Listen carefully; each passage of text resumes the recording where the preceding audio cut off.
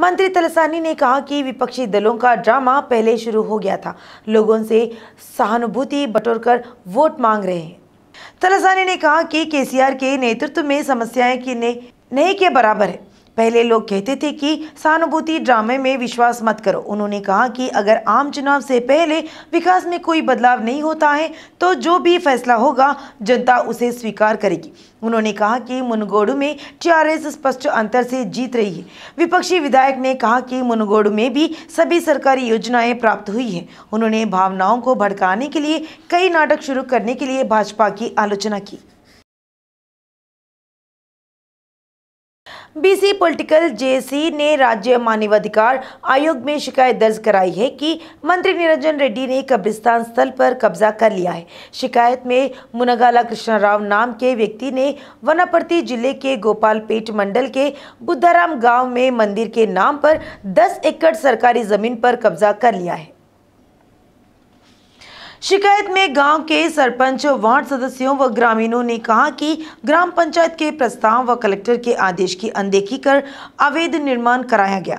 कृषि मंत्री निरंजन रेड्डी ने अधिकारियों पर कार्रवाई नहीं करने का आरोप लगाया क्योंकि अतिक्रमणकर्ता पक्ष में था। उन्होंने शिकायत की कि रियल एस्टेट कारोबारी कृष्णा राव ने गांव के शमशान घाट की जमीन पर कब्जा कर लिया है और मंदिर निर्माण के नाम पर फार्म हाउस बना रहे हैं। ग्रामीणों ने चिंता व्यक्त की कि मंत्री निरंजन रेड्डी उस ढांचे की भूमि पूजा में शामिल हुए। शहर के उपनगरों में सदर उत्सव मनाया गया। नरसिंगी नगर पालिका उपाध्यक्ष वेंकटेश यादव के नेतृत्व में नरसिंगी चौक पर सदर सभा का आयोजन किया गया। विधायक प्रकाश गौड़ ने हल चलाने वालों की विशेष पूजा कर सदर उत्सव की शुरुआत की। सांड के स्टंट ने सभी को प्रभावित किया। नरसिंह सदर उत्सव में अखिल भारतीय चैंपियनशिप जीतने वाले सांड चंद्रवीर विशेष आकर्षण बना। वहीं विधायक प्रकाश गौड़ ने नाच कर सभी को जोश से भर दिया। इस कार्यक्रम में फिल्म अभिनेता और मिमिक्री कलाकार शिवा रेड्डी ने भी भाग लिया। सदर उत्सव को देखने के लिए सैकड़ों लोग नरसिंगी आते हैं।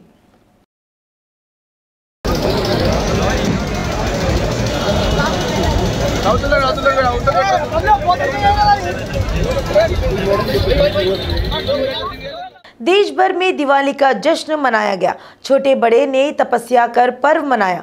देश के लोगों ने यह त्योहार मनाया जो ग्रहण के कारण मंगलवार को मनाया जाना था।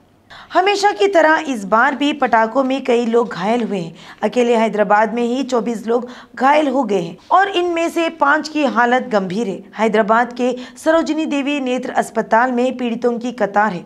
सरोजिनी देवी नेत्र अस्पताल की डॉक्टर वसंता ने बताया कि कुल 24 लोग घायल हुए हैं। बताया जाता है कि 12 पीड़ितों को सरोजिनी देवी नेत्र अस्पताल में भर्ती कराया गया है। उन्होंने स्पष्ट किया कि अधिक मामले होने पर भी हम उपचार देने के लिए तैयार हैं। उन्होंने कहा कि पीड़ितों में से 5 की हालत गंभीर है, जिनमें से 3 को दूसरे अस्पताल में भेज दिया गया है। पता चला है कि घायलों में ज्यादातर बच्चे हैं।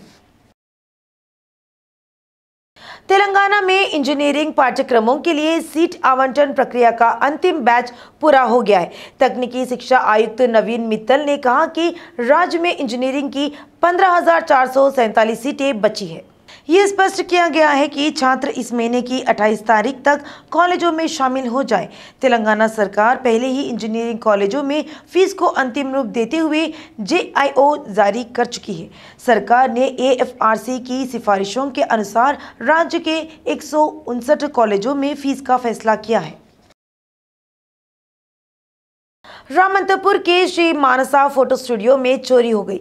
करीब 8 लाख के कैमरे और लेंस चोरों ने चोरी कर लिए। स्टूडियो के मालिक की शिकायत के आधार पर पुलिस ने मामला दर्ज कर लिया है और जांच कर रही है। मालिक रामकृष्णा ने कहा कि चूंकि कल दिवाली थी, पूजा कार्यक्रम समाप्त हो गया था और कैमरे और लेंस दुकान में छोड़ दिए थे।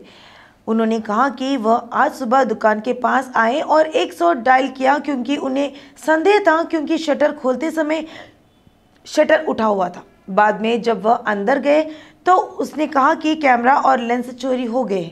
मालिक ने पुलिस से अपील की कि अगर कोई चोरी के कैमरे और लेंस बेचने आता है तो पुलिस को सूचित करे।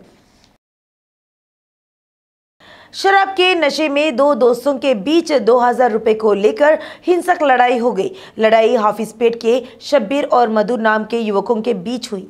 दीपावली पर्व के उपलक्ष्य में सोमवार की रात से ही उन्होंने शराब पी और जुआ खेला। इसी क्रम में मंगलवार की सुबह 4 बजे पैसे को लेकर मारपीट हो गई। दोनों सुबह झगड़ा करते हुए ओल्ड हाफिजपेट डी-मार्ट पहुंचे। जब दोनों युवकों में तीखी नोकझोंक हुई तो उन्होंने एक दूसरे पर लाठियों से हमला किया और फिर ब्लेड से एक दूसरे को घायल कर दिया। इससे दोनों गंभीर रूप से घायल हो गए और मौके पर ही खून से लथपथ होकर गिर पड़े। गिरने वाले 2 लोगों को अस्पताल ले जाया गया, एक ऑटो में और दूसरा एम्बुलेंस में। घटना की सूचना मिलते ही पुलिस मौके पर पहुंची, मामला दर्ज कर जांच शुरू कर दी है। दुनिया भर में सूर्य ग्रहण की शुरुआत हो चुकी है। हमारे देश में शाम 5:10 से शाम 6:26 तक ग्रहण है। पूर्ण सूर्य ग्रहण 4 घंटे 3 मिनट तक का चलेगा। कुल ग्रहण पुण्यम 1 घंटे 25 मिनट का है। जैसा ही ग्रहण को शाम को होता है, विद्वानों का कहना है कि दोपहर 2:30 बजे से 9:49 बजे तक भोजन नियमों का पालन करना चाहिए। साल का पहला सूर्य ग्रहण 30 अप्रैल को हुआ था, उसके बाद फिर नहीं आया, लेकिन अब बहुत दिनों बाद आया है। ग्रहण के समय हैदराबाद शहर के साथ साथ ग्रामीण इलाकों में भी सड़कें खाली रही क्योंकि लोग बाहर नहीं निकले। सूर्य ग्रहण के मद्देनजर राज्य के सभी मंदिर बंद कर दिए गए। संप्रदाय के बाद भक्तों को दर्शन करने की अनुमति दी जाएगी। प्रतिष्ठित मैसेजिंग सेवा व्हाट्सएप की सेवाएं भारत के साथ साथ कुछ अन्य देशों में भी बाधित हो गई है। दोपहर 12:30 बजे से दोपहर 2:30 बजे तक सेवाएं बंद रही। करीब 2 घंटे तक सेवाएं ठप रहने से उपभोक्ताओं को परेशानी हुई। जो लोग हर छोटी चीज के लिए तकनीकी पर निर्भर है, व्हाट्सएप सेवाओं के बाधित होने के कारण उन्हें भारी कठिनाइयों का सामना करना पड़ा। भारत समेत अन्य देशों में व्हाट्सएप सेवाएं बाधित रही। व्हाट्सएप की मूल कंपनी मेटा ने उपयोगकर्ता की शिकायतों के मद्देनजर सेवाओं में व्यवधान का जवाब दिया। व्हाट्सएप ने यूजर्स से माफी मांगते हुए कहा कि सेवाएं फिर से शुरू हो गई है। असुविधा के लिए खेद है। हालांकि सेवाओं के निलंबन के कारण का खुलासा नहीं किया गया है। वही देश भर में 50 करोड़ डाउनलोड हो चुके हैं। पूरी दुनिया में 500 करोड़ से ज़्यादा व्हाट्सएप डाउनलोड किया जा चुका है। व्हाट्सएप पर प्रतिदिन 10,000 करोड़ संदेश भेजे जाते हैं। व्हाट्सएप के 80 देशों में यूजर्स हैं। व्हाट्सएप के जरिए प्रति मिनट 2 करोड़ 9 लाख मैसेज भेजे जाते हैं। व्हाट्सएप पर रोज़ाना 5 करोड़ 5 लाख से ज़्यादा वीडियो कॉल किए जाते हैं। यूजर्स रोज़ाना औसतन 23 बार व्हाट्सएप खोलते हैं। साथ ही व्हाट्सएप पर रोज़ाना 10 लाख से ज़्यादा नए यूज़र्स आ रहे हैं। हालांकि दोपहर में सर्वर डाउन हो गया और यूज़र्स को काफ़ी दिक्कतों का सामना करना पड़ा।